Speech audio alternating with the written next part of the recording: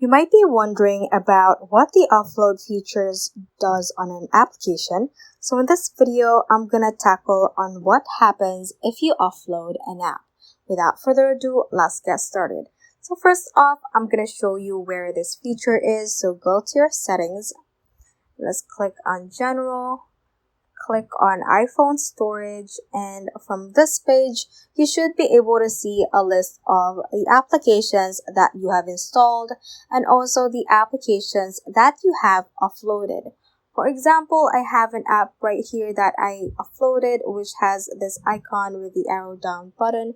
So for example, I wanna offload the TikTok app right here, and then you should be able to see the offload app option. So offloading the app, this will free up storage used by the app but keep its documents and data.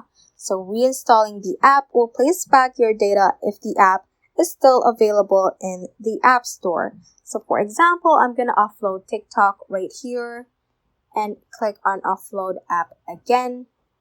So basically what it only erases is the app size and not the documents and data.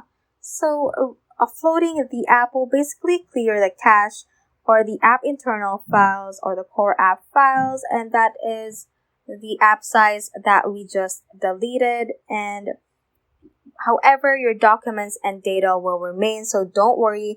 The documents and data include your account information, your TikTok drafts, and other files that you created. So basically your TikTok drafts, for example, was not deleted.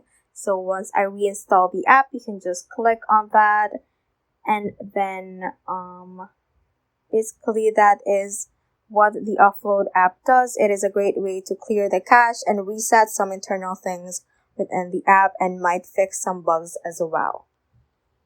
So that ends this tutorial. I hope this video helped you out. If it did, don't forget to like the video and subscribe to the channel. Feel free to comment any questions you may have as well. So that is all for today, and have a great day.